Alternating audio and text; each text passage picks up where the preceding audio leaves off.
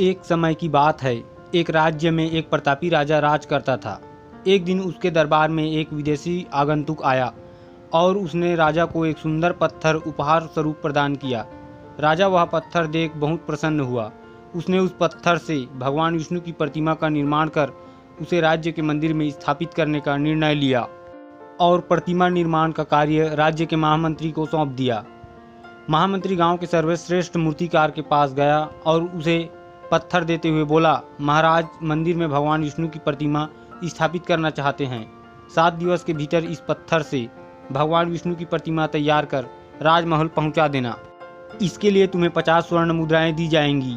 50 स्वर्ण मुद्राओं की बात सुनकर मूर्तिकार खुश हो गया और महामंत्री के जाने के उपरांत प्रतिमा का निर्माण कार्य प्रारंभ करने के उद्देश्य से अपने औजार निकाल लिए। अपने औजार में से उसने एक हथौड़ा लिया और पत्थर को तोड़ने के लिए उस पर हथौड़े से वार करने लगा, किंतु पत्थर जस का तस रहा। मूर्तिकार ने हथौड़े के कई वार पत्थर पर किए, किंतु पत्थर नहीं टूटा। 50 बार प्रयास करने के उपरांत मूर्तिकार ने अंतिम बार प्रयास करने के उद्देश्य से हथौड़ा उठाया, किंतु यह सोचकर पत्थर पर प्रहार करने के पूर्व ही उसने हाथ खींच लिया कि जब 50 बार वार करने से पत्थर नहीं टूटा तो अब क्या टूटेगा।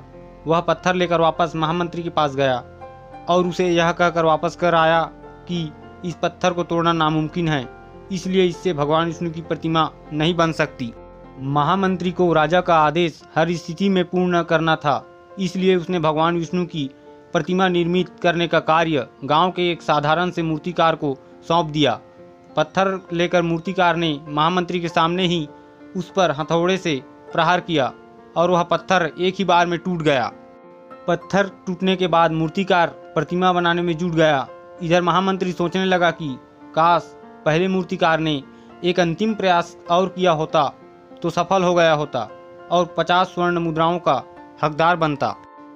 मित्रों, हम भी अपने जीवन में ऐसी परिस्थितियों से दो चार होते रहते हैं।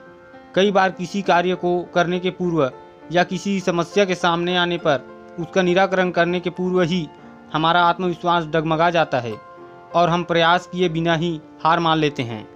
कई बार हम 1-2 प्रयास में असफलता मिलने पर आगे प्रयास करना छोड़ देते हैं, जबकि हो सकता है कि कुछ प्रयास और करने पर कार्य पूर्ण हो जाता या समस्या का समाधान हो जाता।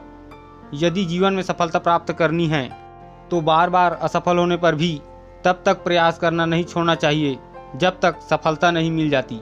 क्या पता जिस प्रयास को करने के पूर्व हम हाथ खींच लें वही हमारा अंतिम प्रयास हो और उसमें हमें कामयाबी प्राप्त हो जाए।